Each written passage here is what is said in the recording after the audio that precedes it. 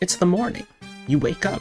Congratulations, you're an anime boy with the worst color design palette possible. Now watch your faceless NPC friends get murdered and prepare for war. For the next 40 hours, you'll be subjected to forming new friendships, training for battle, and cutting through waves of enemies. Like a hot knife through butter. So this is Fire Emblem Warriors Three Houses. And the question is this a proper reimagining of the story of Three Houses? Or is it nothing more than fan service made to cash in on the IP?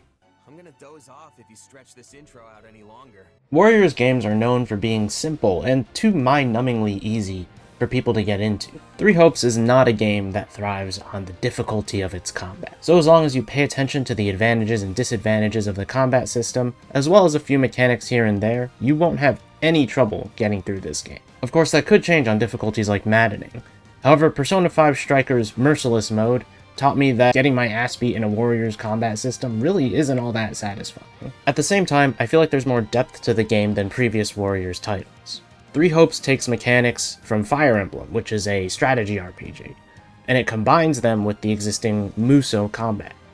In response to adding these mechanics, the Musou mechanics will also respond differently. I said before in my first impressions video that this game feels a lot like combining Fire Emblem with Musou.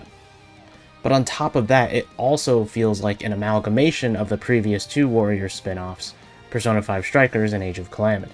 It also takes some drastic leaps over Fire Emblem Warriors, the original game which released in 2017. And I don't want to spend too much time dwelling on it, but if you want to check that out and see what I said, you can check that out in the video that's up here. My first impressions were mostly built around combat, but my thoughts mainly remain the same from that video. Much like the world of Fodlan, inequality kind of plagues Three Houses. By inequality, I mean the routes. If you've played Three Houses, you'll notice that Blue Lines is probably the best character-driven narrative. Golden Deer wins a prize for covering the most lore, whereas Black Eagles kind of feels like it missed a step. I've only finished one route in Three Houses so far, with my second underway. That being said, from that route, I feel like this game is taking a similar approach. It wants you to finish the game with every single route complete in order for you to get the full picture. Essentially, different routes uncover different secrets, and that can be a good or a bad thing. It means you might be playing this game 4 to 6 times in order to cover every single possible route available. As someone who generally enjoys these Musou spin-offs, I could get a lot of value out of this game. I mean, 4 to 6 playthroughs of roughly 30 to 50 hours, that's a pretty good deal for $60. On the other hand, it really becomes a monster to cover this game. With so many notable titles coming up in the future, it might be a bit of a turnoff to purchase this now, as opposed to when there's more of a quiet period. This could be a not so great experience for people who want to get everything on the first playthrough as well. This is a long game. I mean, 35 hours alone on post-demo content for me was a lot, and that was with me trying to rush through the last 3 chapters of the game. And honestly, I was left a little unsatisfied by the ending I got. But I imagine as I play through the rest of the game and unfold more of the story from the other routes, I'll be more satisfied at the end of my time with Three Houses. Ultimately, I'm kind of iffy on the can't get the full picture from one playthrough. For the route that I played, it felt like a lot of things got wrapped up pretty quickly. And by the end, although I felt like there were some resolutions, I was still kind of sitting there like, if you're still confused, that's your own problem. Yeah, I still don't get it. One of the key features of Three Houses was being able to interact with your supporting cast outside of battle. While you don't get to wander the monastery, these features do return in the form of Three Houses base camp. Cooking, chores, and training all sub in for their original counterparts, dining hall tasks, and teaching. Tea time also returns in the form of expedition. It also presents the most difficult mechanic in gaming, learning to respond to people properly based on what they say and who they are.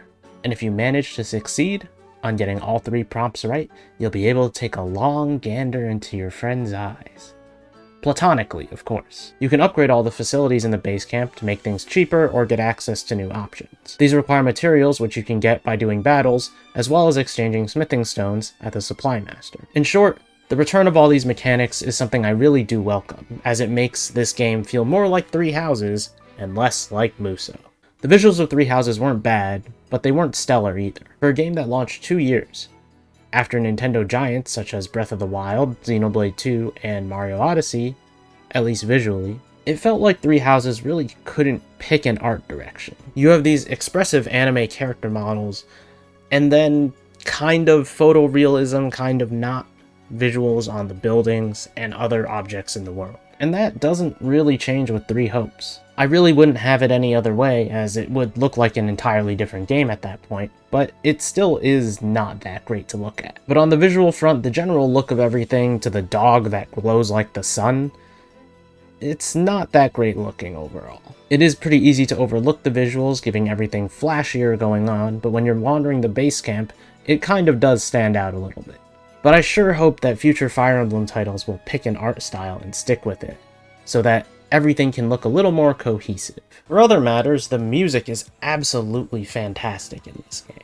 Musou remixes of songs rarely disappoint. Tearing Through Heaven, Apex of the World, Between Heaven and Earth, all the songs that got remixed for this game definitely fit the action setting, and they're each spectacular in their own special way.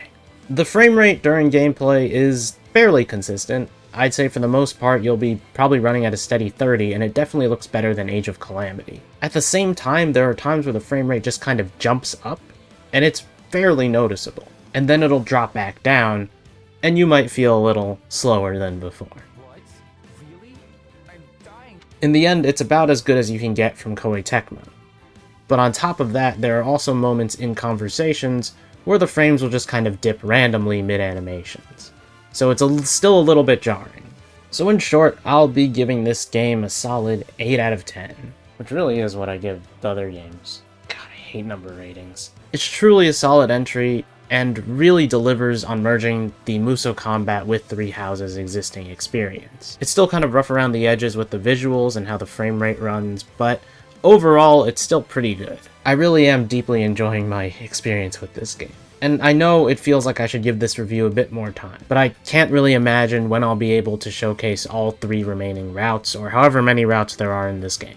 There's a lot coming up, and I wanted to talk about this now instead of leaving it for a lot later. And I certainly want enough time to edit this so I don't release another half-baked video. Anyways, thanks for watching, and be sure to leave a comment down below if you have any questions about the game, if you have any comments about how you like Three Hopes, or how you don't like Three Hopes, or maybe you just don't like Warriors games. Leave a comment down below. If you enjoyed the video, please leave a like, and subscribe to the channel for more Fire Emblem coverage. And I'll see you guys next time. I should really ditch number ratings. I mean, I give everything like an 8 out of 10 if I enjoyed it. I feel like maybe I should use a tier list or something.